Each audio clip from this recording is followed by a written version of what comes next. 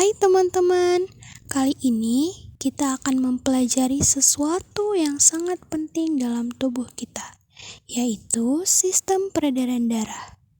Tanpa sistem ini, tubuh kita tidak bisa bekerja dengan baik loh. Yuk kita lihat bagaimana sistem ini bekerja untuk menjaga kita tetap hidup dan sehat. Sebelumnya, kalian pernah tidak membayangkan seperti apa sih sistem peredaran darah bekerja di dalam tubuh kita? Yap, di dalam tubuh ada jalur yang super sibuk, seperti jalan raya yang dilewati kendaraan setiap detik. Nah, hal itu dapat dilihat seperti sistem peredaran darah manusia.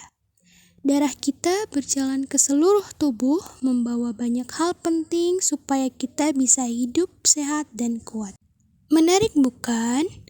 Nah, supaya lebih paham, kita perlu tahu dulu apa sebenarnya yang dimaksud dengan sistem peredaran darah.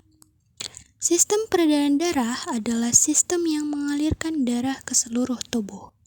Bayangkan seperti kurir tubuh yang setiap hari mengantarkan oksigen dan makanan ke semua bagian tubuh kita. Sekarang kita sudah tahu pengertiannya, tapi sistem ini tidak bekerja sendirian loh.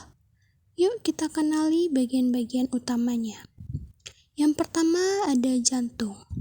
Jantung adalah organ vital pada manusia dan hewan yang berfungsi untuk memompa darah ke seluruh tubuh.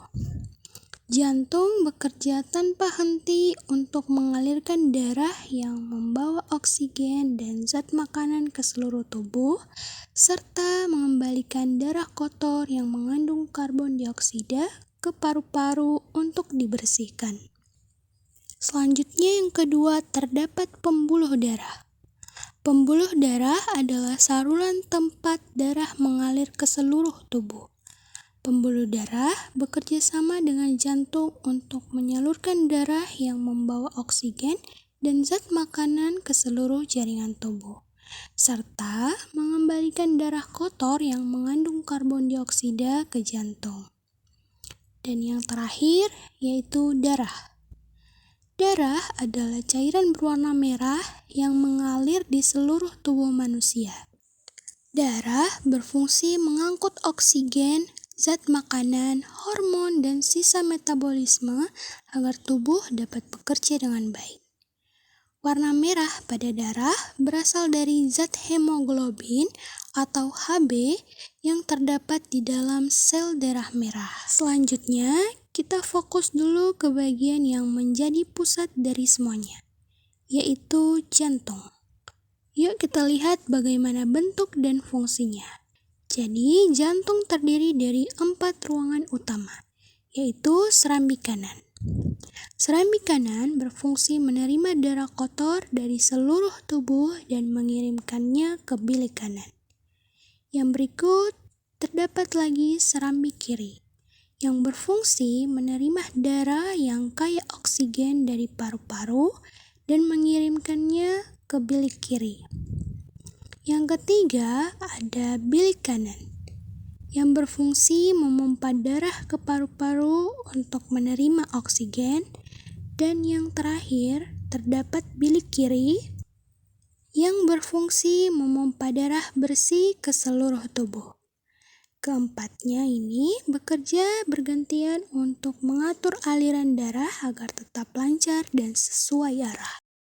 Mari kita lihat bagaimana darah mengalir melalui jantung. Langkah pertama, serambi kanan menyerap darah yang membawa karbon dioksida. Selanjutnya, darah masuk ke bilik kanan dan dibawa menuju paru-paru, tempat oksigen menggantikan karbon dioksida. Kemudian, darah yang membawa oksigen dari paru-paru memasuki serambi kiri.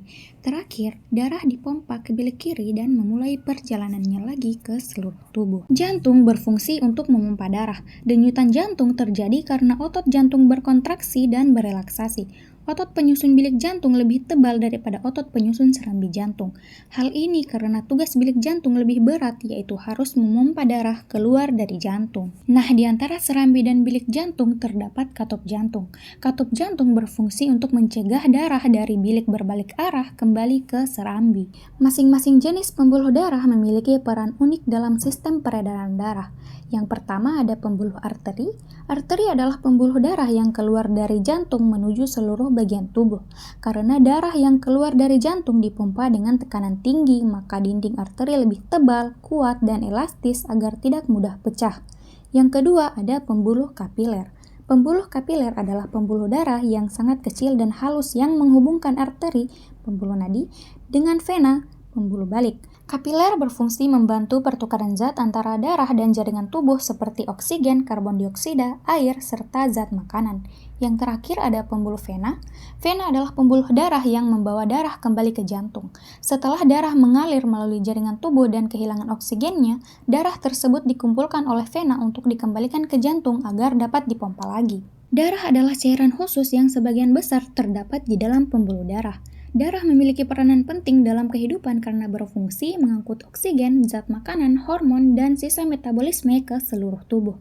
Darah memiliki 4 komponen utama, yaitu ada sel darah merah, sel darah putih, trombosit, dan plasma. Darah kita memiliki 4 komponen utama, yaitu yang pertama sel darah merah. Sel darah merah atau disebut juga eritrosit merupakan komponen darah yang berfungsi membawa oksigen dari paru-paru ke seluruh bagian tubuh.